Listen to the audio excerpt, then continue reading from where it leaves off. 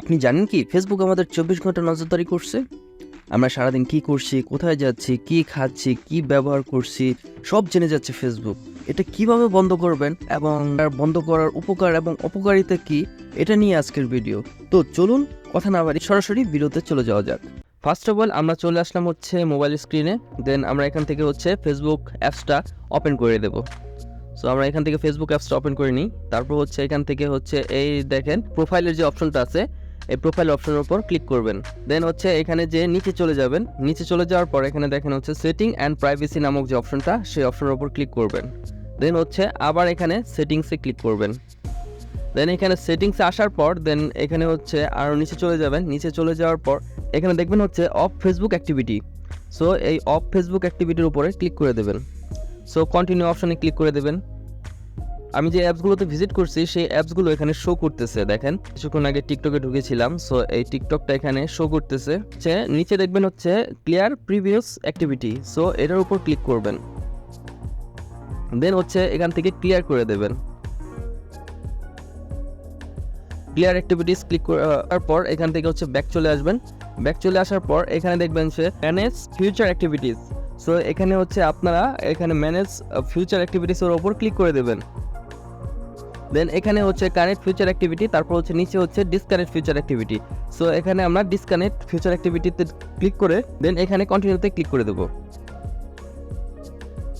তারপর হচ্ছে এখানে ডিসকানেক্ট ফিউচার অ্যাক্টিভিটিতে ক্লিক করে দেব। Future activity disconnected. সো এটা হচ্ছে আমাদের এটা ডিসকানেক্ট হয়ে গেল। আমরা এখন যে অ্যাপসে ঢুকি না কেন আপনারা কিন্তু এখানে কোনো অ্যাপসই শো করবে না। সো এখন এটা বন্ধ হয়ে গেছে, কিন্তু আরেকটা কাজ রয়ে গেছে। ঠিক আছে, আমরা এখান থেকে ডান অপশনে ক্লিক করে দেন হচ্ছে এখান থেকে ডাইরেক্ট বের হয়ে যাব। দেন হচ্ছে আমরা এখান থেকে সেটিংসে চলে যাব। সেটিংসে যাওয়ার পর এখানে হচ্ছে নিচে চলে যাব। নিচে চলে যাওয়ার পর অ্যাপসে ক্লিক করব। দেন অ্যাপসে ক্লিক করার পর এখানে হচ্ছে ম্যানেজ অ্যাপ, এই ম্যানেজ অ্যাপের উপর ক্লিক করব। ম্যানেজ অ্যাপের উপর ক্লিক করার পর এখানে নিচে চলে যাব। নিচে চলে যেয়ে ফেসবুক অ্যাপসটা যেখানে আছে সেই অ্যাপসটার ভিতরে প্রবেশ করব। সো ফেসবুক অ্যাপসের উপর প্রবেশ করলাম। তারপর হচ্ছে এখানে অ্যাপ পারমিশনের উপর ক্লিক করব। এখানে দেখবেন হচ্ছে ক্যালেন্ডার, কল লগ, তারপর হচ্ছে ক্যামেরা, কন্ট্রাক্ট এগুলো আছে। এগুলা সব এটার উপর ক্লিক করে ডোন্ট অ্যালাউ দিয়ে দিবেন। কল লগ ডোন্ট অ্যালাউ, তারপর হচ্ছে ক্যামেরা ডোন্ট অ্যালাউ।